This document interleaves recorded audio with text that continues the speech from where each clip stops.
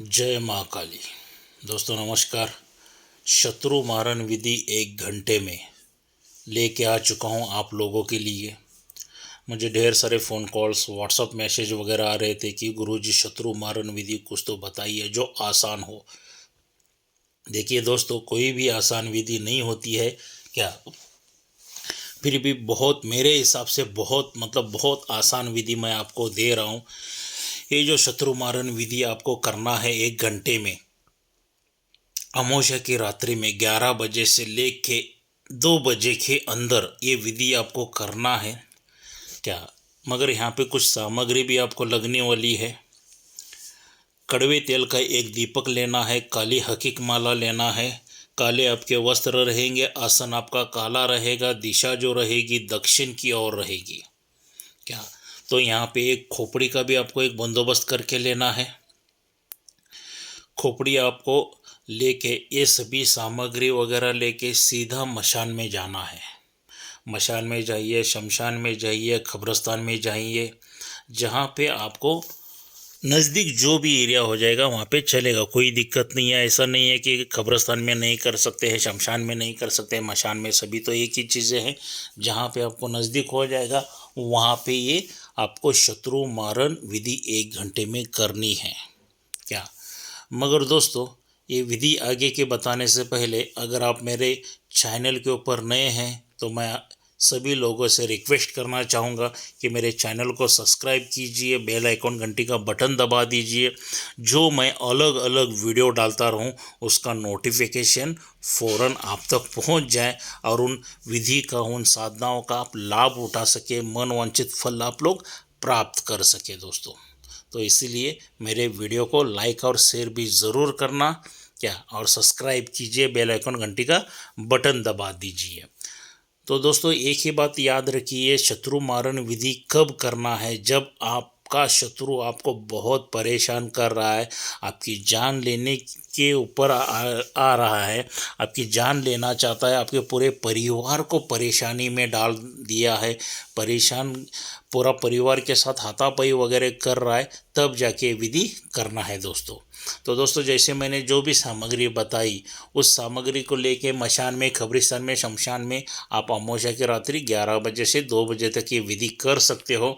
वहाँ पे चले जाना है और उस खोपड़ी के ऊपर, वहाँ जो शमशान में जो जला हुआ कोयला रहता है ना, जो चिता जलाई हुई लकड़ी की, तो लकड़ी की चिता से इस तरह से त्रिकोण यंत्र बनाना है, बीच में ह्रीम करके बीज अक्षर डालना है और नीचे शत्रु का नाम पूरी तरह से डाल दीजिए क्या।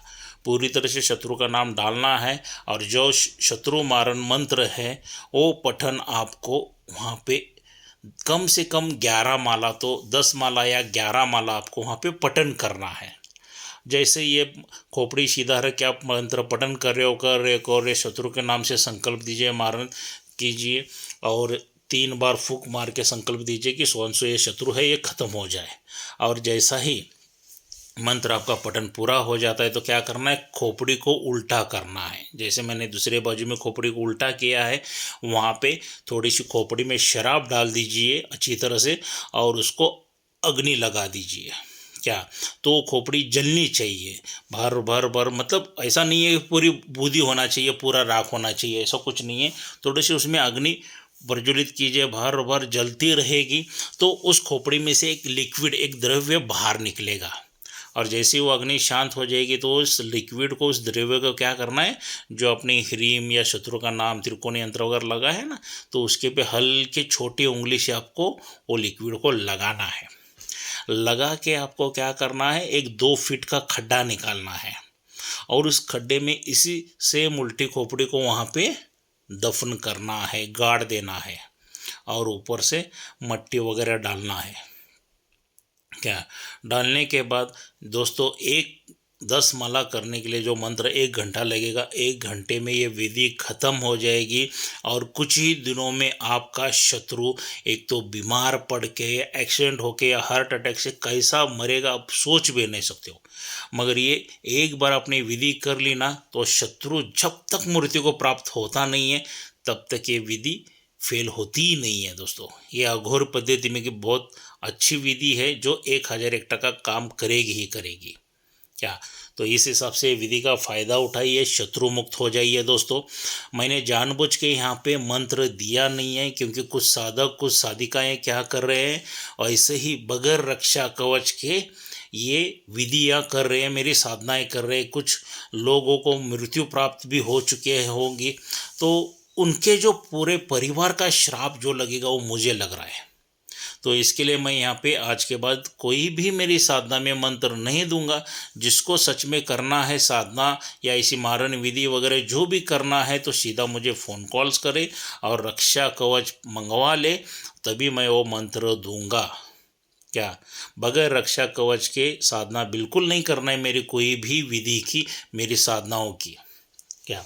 बगैर रक्षा कवच के विधि करोगे तो मृत्यु को प्राप्त हो ही जाओगे। ये साधना इतनी आसान नहीं रहती है जितनी आपको यूट्यूब के ऊपर बताई दी जाती है, क्योंकि कुछ ढोंगी लोग जो है मेरे वीडियो की जो मैं साधनाएँ मैं विधि वगैरह जो बताता हूँ उसको कॉपी कर देते हैं और वही रट्टा मार के अपना वीडियो बना रहे हैं। तो ऐसे ढोंगी लोगों से भी आपकी रक्षा करके लीजिए और सही इंसान का चुनाव कर लीजिए।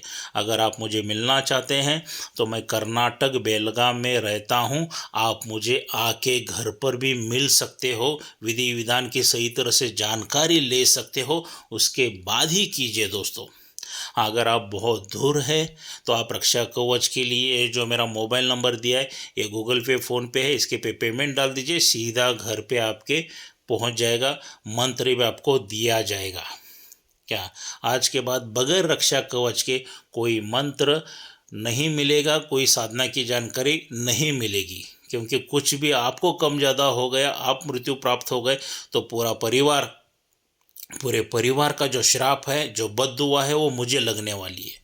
तो इससे ऐसा मैं चाहता नहीं हूँ। अगर सही तरह से विधि विधान के साथ करना है तो साधनाएँ मेरी कीजिए, विधियाँ मेरी कीजिए, वरना बिल्कुल मत करना। क्या? सही विधि के साथ करोगे तो आपको फल प्राप्त हो जाएगा। तो दोस्तों, ये वीडियो कैसा लगा, लाइक और शेयर ज़रूर करना, सब्सक्राइब कीजिए, बेल आइकन घंटी का बटन दबा दीजिए, आपके दोस्तों में शेयर कीजिए। तो मिलते हैं अगले वीडियो में दोस्तों। जय मशान कालिका देवी।